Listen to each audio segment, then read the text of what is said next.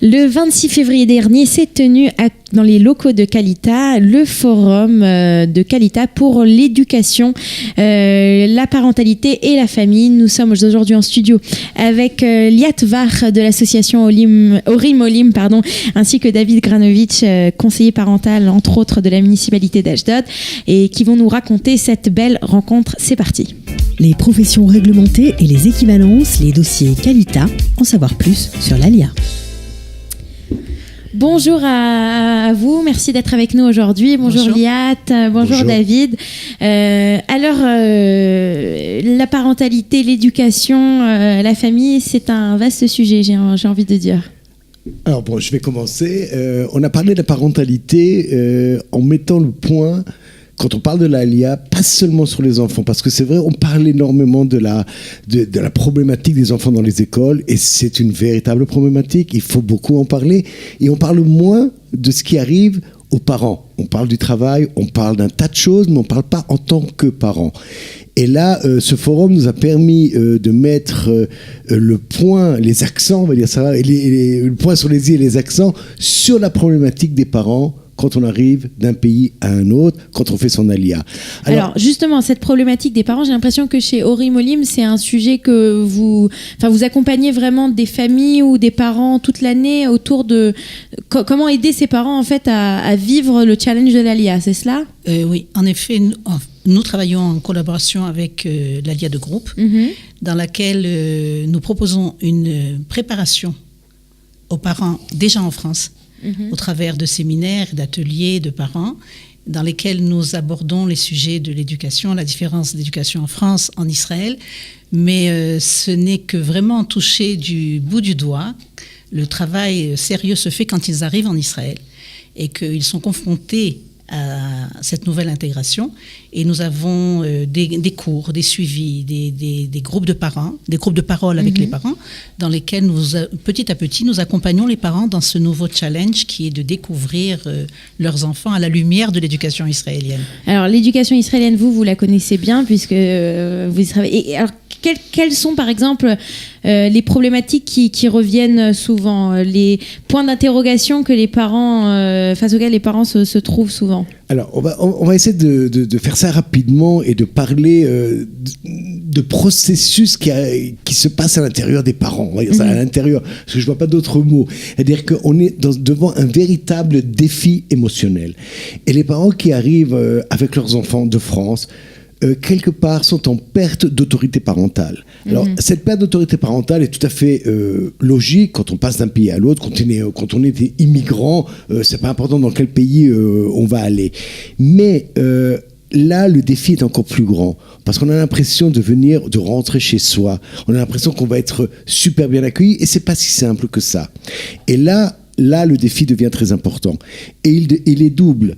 Il est un défi personnel et un défi culturel.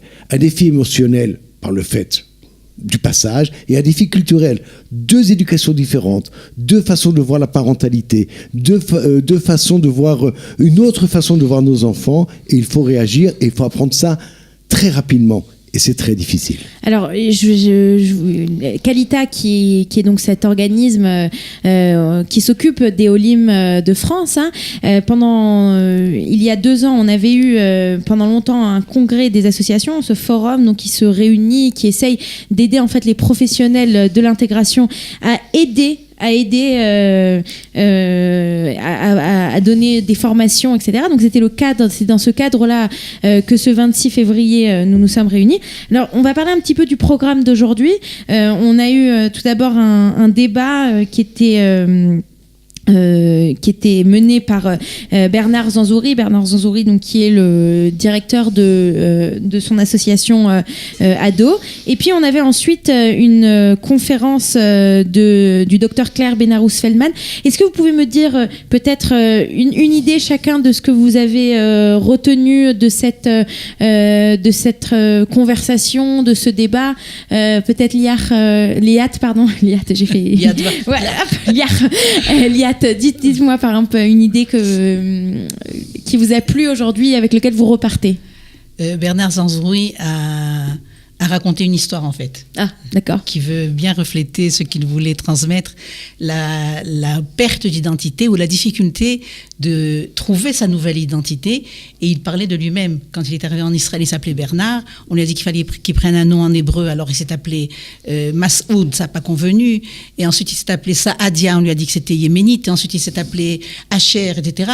Et c'est une sorte de perte de repère. Mais je suis qui, en fait? Donc tu arrives, tu sais qui tu es, et il te faut un temps pour réapprendre à découvrir qui tu es vraiment en arrivant dans cette... Et peut-être se dire que cet HR, ça peut être soi-même alors qu'on n'a jamais été HR. Si on a toujours été Bernard, d'un seul coup, à découvrir... Tu perds des repères et il faut après reconstruire tout ça pour trouver ton véritable nom. Voilà. Et alors, et vous, David, je suis allé vers le docteur Claire Benarous, Feldman, oui, qui a dit quelque chose de très important. Elle a dit que cette perte d'identité, il faut absolument la retrouver. Il faut retrouver son identité.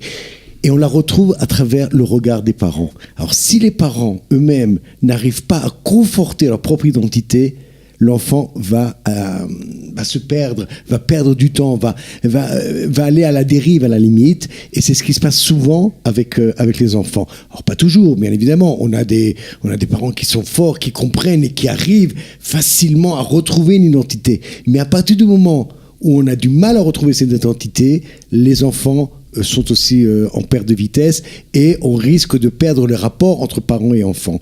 Et là, il faut travailler absolument avec les parents pour leur redonner des outils pour pouvoir être là, présent avec leurs enfants.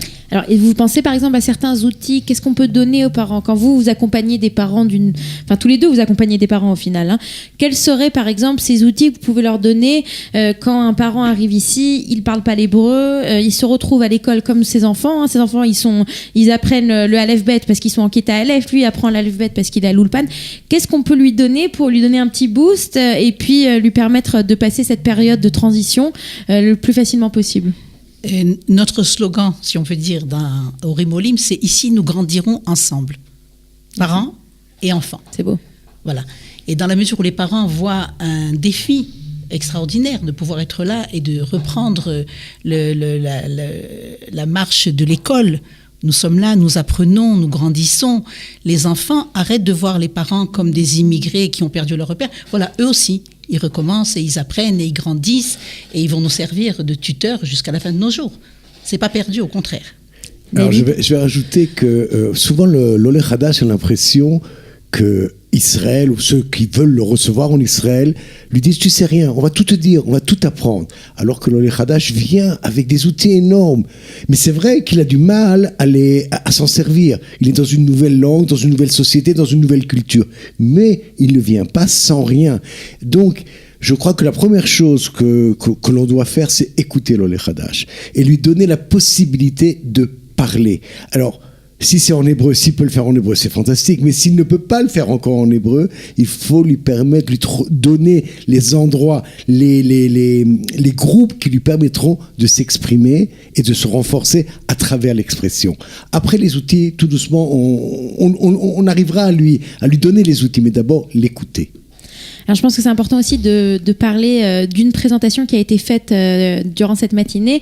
C'est la présentation d'Amos Heller que nous avons déjà reçu ici en studio, qui est donc le directeur du programme, d'un nouveau programme qui a été fait, Babait, donc se sentir à la maison, qui est organisé et par Kalita et par conjointement avec le ministère de l'Éducation, donc justement pour essayer d'aider ces jeunes à nouveau à s'intégrer, à comprendre la société israélienne, à rentrer dans des mouvements de jeunesse, qui est quand même assez important en Israël et ce qui fait beaucoup. Vous connaissiez déjà, vous aviez entendu parler de ce programme?